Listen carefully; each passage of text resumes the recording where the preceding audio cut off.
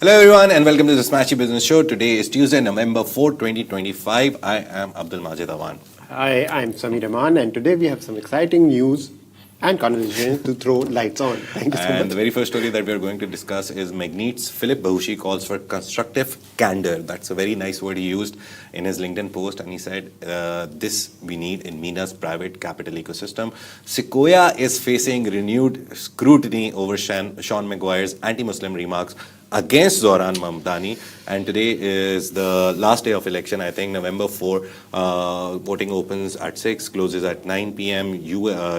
US time, and today we'll see if he becomes the new mayor of New York City, a socialist mayor. We will have Mamdani. Yeah, and he's won nearly in every poll done by every publication or company. So let's see. We'll have it officially. We can hear you guys.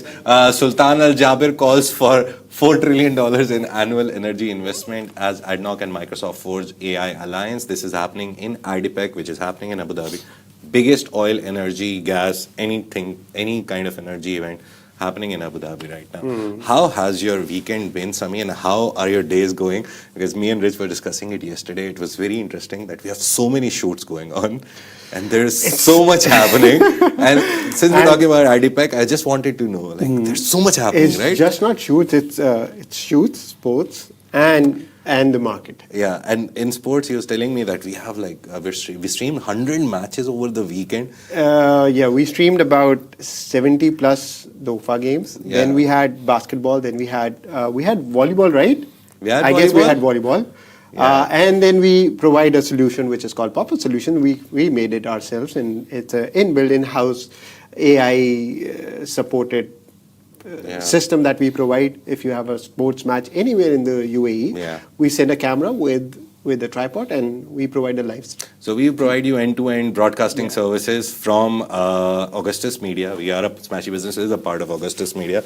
Sami is the production manager. That is why I'm asking him this question, because a lot of operations, logistics, a lot of things go behind what Smashi Sports, one of the verticals under Smashi, does. So if you're interested in sports and you're listening to this is the best time. Go to Smashi Sports and watch a lot of football, volleyball. Not just football, all kinds of sports happening in UAE. Yeah, so it's a very nice platform, and since we have done the segue, I want to talk about Smashi Sports with Sami because he handles a lot of stuff. And we have our producer Kirby here and Ujjwal. They also do a lot of stuff for the production part. Then content, it is different. I just manage stuff, they do the job. They do the job. But very important that someone does the job. And Philip Bahoshy, he's the CEO of MAGNiTT. It's a very nice platform where you can get actual numbers about VCs and equity and a lot of startup stuff that is happening in the world. He, in a thought-provoking reflection on the state of region's investment ecosystem, has said that the Middle East's private capital community, people who have money, they should embrace what he calls constructive candor. Very nice term that he used. Explains it later. We'll tell you what he says. Speaking after a series of regional events where he was, including the Private Capital Forum and the Future Investment Initiative in Riyadh. We also met Richard Fitzgerald, who's the CEO of our company. And he said that it may be time for the ecosystem to get comfortable being uncomfortable. Bahoshy noted that across panel discussions, roundtables, and public conversations, the same safe talking point often dominate. Phrases like funding is improving or scale remains a challenge. But real progress, he emphasized, depends on the ability to talk openly about what isn't working just as much as what is. Yes, and he recalled moderating a session at the Private Capital Forum in Riyadh, where two panelists publicly disagreed on stage rather than being confrontational. He described the exchange as refreshing and said that moment of honest tension led to genuine insights and practical takeaways. Bahoshy also highlighted how asking deeper, more specific questions, what he called double-clicking on generic statement, helped turn abstract ideas into actionable solutions. He said such interactions transform discussions from surface-level commentary into meaningful dialogues that can move the industry forward. And yes, he also cited another example from the Future Investment Initiative. We covered it extensively on our social media channels. Bahoshy referenced a panel featuring leading global investors, including Jamie Dimon, David Solomon, Bill Ackman, and Leb Bhutan. He forgot to mention Lubna Alolaya, and she was also part of that. It's the very first board of directors session which happens at FII. It's the opening highlight. It's like at fashion shows when you have like the final what's the designer coming?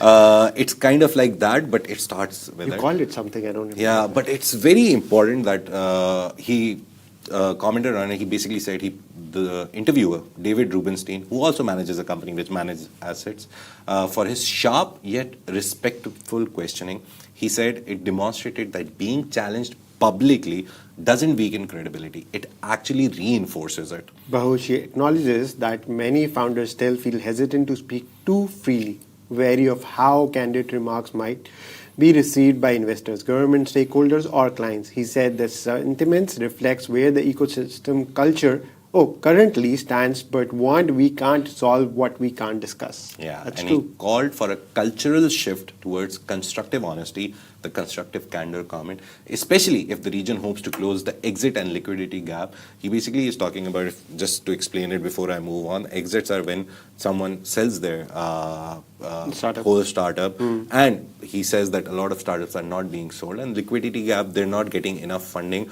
or they can't get out and actually make some money out of a startup. So he says if they want to attract this exits and liquidity, they need to enable that. And for future IPOs, if they want to do any of that, they have to talk about it. He also clarified that he isn't advocating for criticism for its own sake, but for transparency that builds substance over politeness. To foster that culture, Bahoshy proposed 3 principles. When identify a problem, also offer a solution. Yeah. When disagreement arises, welcome it constructively and respectively. And when pursuing progress, focus on substance, not just decorum. As Bahoshy concluded, no one has the full picture. Disagreements sharpen minds, and that's what drives progress. And it's such a long, interesting thesis into how conversations happen in all the events that we see. It's important that we look at all these events. And I was having a chat with Rich, and we were like that whenever we go to an event and we see some founder, I don't want to name any founders, but a lot of founders, they have like a set of answers. Basically a script ready for them to present. And it's always there in their brain, and wherever you see a person doing a talk, being part of a panel is basic impromptu questions. Conversation, basically. But coming from events industry, I know that a lot of panels that happen, the people who speak on those panels, they want the questions beforehand, that what will we be asked. So that they can prepare for the answers. Yeah, and one time I was hosting a panel at the International Property Show, and I just asked one question out of the blue. I asked the 4 questions to all 4 people who were there, and one question, the last question, I have a habit of just throwing something in, and I was like, okay, this, and that. And all 4 of them looked at me, and I was like, they're going to kill me most probably. But thankfully, all of them answered. So I think script-wise, it makes sense. It makes sense to know what you're going to be asked and to prepare for the answer, so that because that answer is going to be aired, right? So they want to set an example as their answer, right? But I think still they need to be ready for curveballs, spontaneous, right? What spontaneous if answers. some David Rubenstein wants to interview you? True that. I remember there was a whole interview before the FII and everything. Yasser Al-Rumayyan, the PIF governor, he was sitting with David Rubenstein at a US event, and those questions, again, I've never seen anyone ask those questions to Yasser Al-Rumayyan. He was very casual about it, very casual and very sharp focused about it. Yeah. And Yasser Al-Rumayyan, he's such a nice statesman. He has like 2+ decades of experience doing what he is doing, managing money and managing everything for PIF. So he answered nicely. Al-Abbar recently at SIF, he was very candid. He openly talks about, I will invest in China, I will invest in India. We've seen so many people who are at a higher position. And the Elon Musk interview last year at Doha Forum, it was such a nice piece of like, okay, I know what I'm doing and I'll answer it. And he called the Bloomberg journalist, I remember her name, Mishal.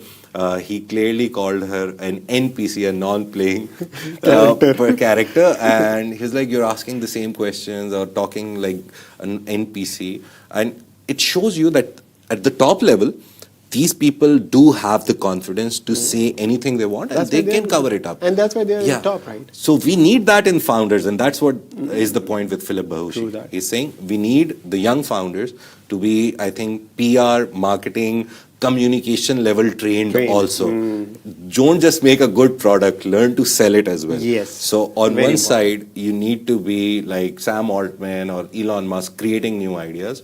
On the other side, you need to be Steve Jobs as well Yeah. to How market to that sell it. idea. How to sell your Sell product, and basically. market that idea. So it's a very nice comment that happened. But apart from that, there was a very nice whole piece done by Hard Reset, and it's around the controversy surrounding Sequoia Capital partner Shaun Maguire. We've discussed him in so much detail. I think he's never gotten so much press, not only from us, from everyone, Everywhere, yeah. since his comment on Zoran Mamdani. And the conversation has reignited after months of silence as the firm continues to face mounting backlash over Shaun Maguire's inflammatory remarks about Muslims and New York City mayoral frontrunner Zoran Mamdani ahead of Mamdani's likely election victory by the end of today. You're declaring it right now. Yeah, Hard Reset spoke with 3 signatories of an open letter that condemned Maguire's online rhetoric, accusing him of spreading bigotry and tarnishing Sequoia's global reputation. Maguire, a high-profile venture capitalist, has repeatedly posted offensive comments about Muslims, voiced strong support for Israel's military campaign in Gaza. In July, he drew outrage after writing that Mamdani comes from a culture that lies about everything, and that promotes an Islamist agenda. Over 1,000 founders and entrepreneurs signed an open letter urging Sequoia to take disciplinary action, but the firm refused to act.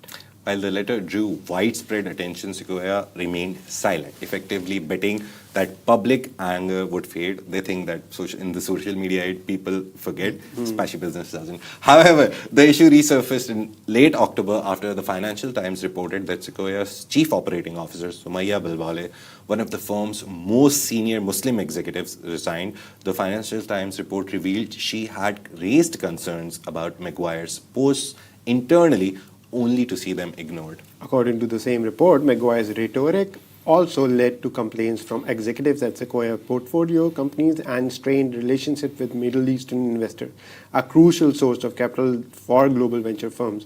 Following the news, Maguire briefly tempered his online tone, joking days later, "I know it's surprising to me, but I still have a job." Yeah. I mean, look at his...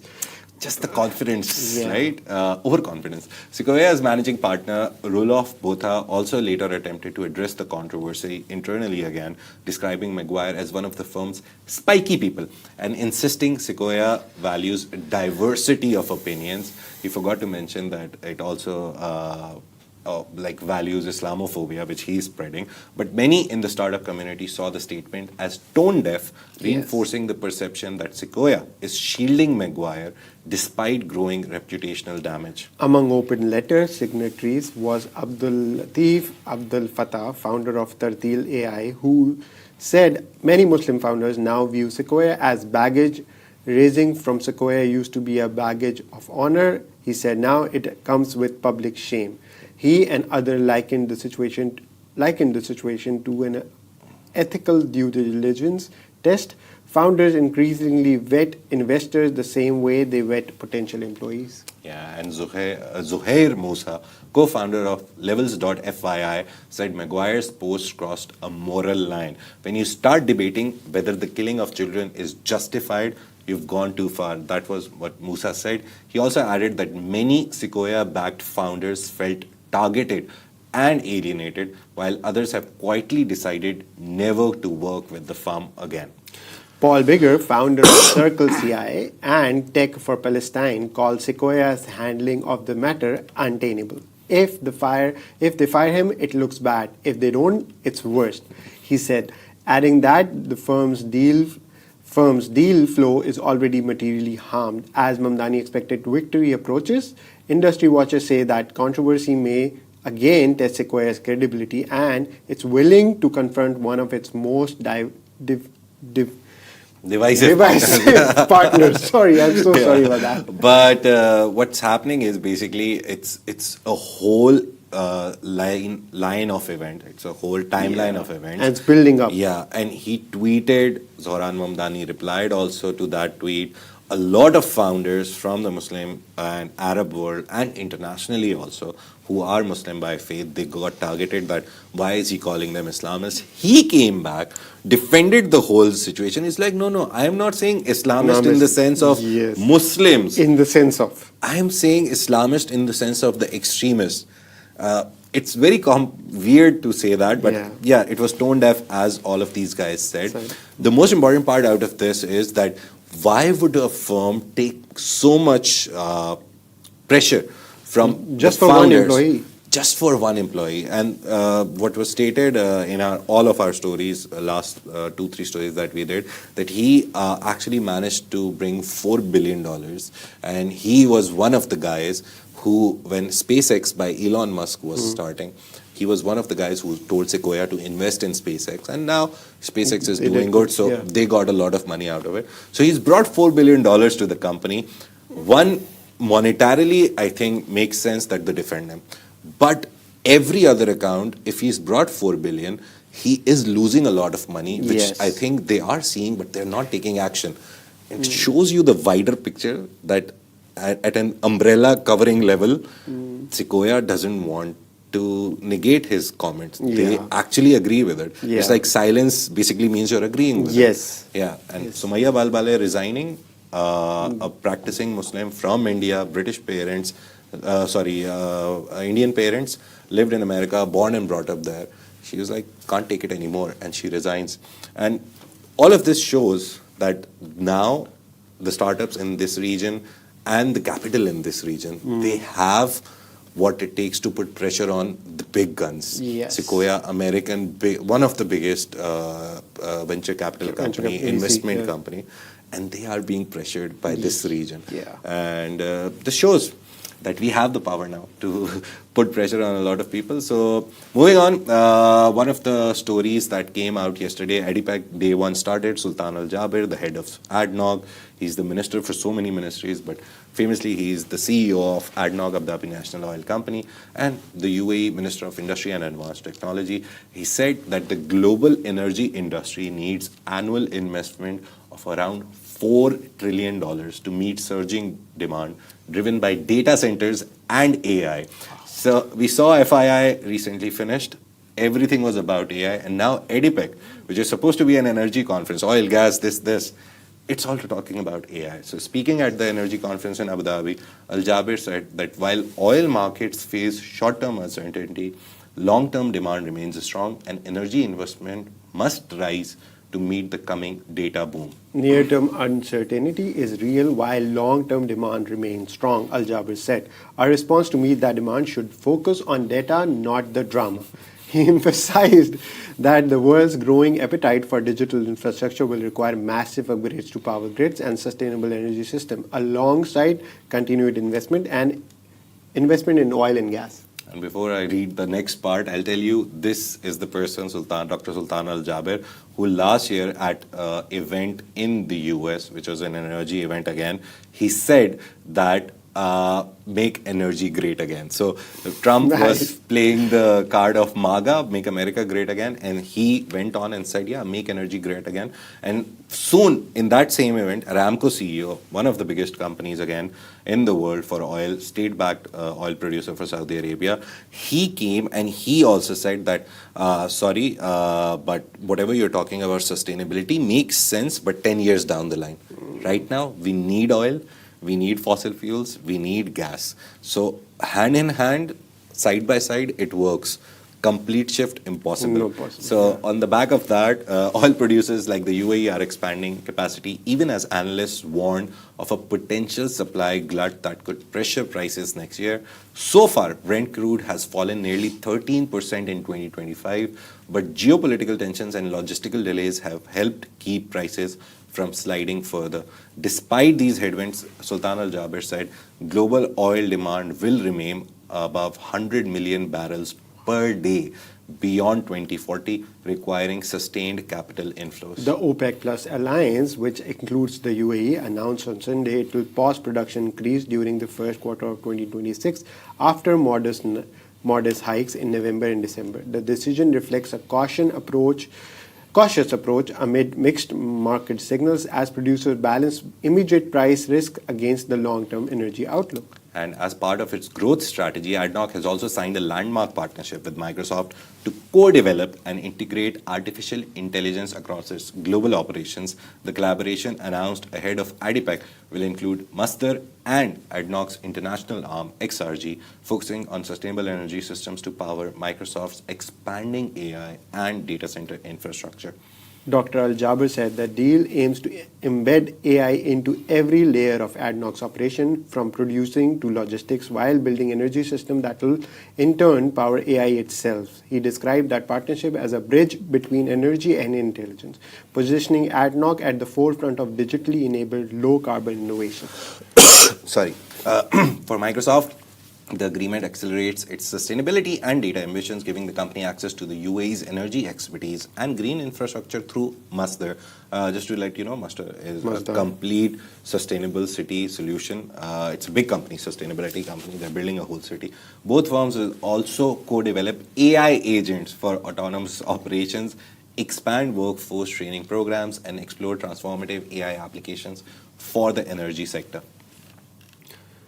The partnership underscores a wider theme emerging in global energy policy, that the next industrial leap will be powered not just by fossil fuels or renewables, but by intelligent system capable of optimizing both. Dr. Al-Jaber put it, the UAE is open for business, and Adnoc's investment in AI international ventures reflects its ambition to fuel the world's data-driven future. Yeah, and all of this is happening, and there's a lot of other events happening right now. Abu Dhabi International Petroleum Exhibition and Conference, IDPEC, is going on. Today is day 2. We'll try to find whatever news we can find. 4 to 9 November. Today, Dubai Design Week also starts, goes on till 9th November. Then we have Gulf food manufacturing happening at the Dubai World Trade Center, 4 to 6 November, 4, 5, 6, 3-day event.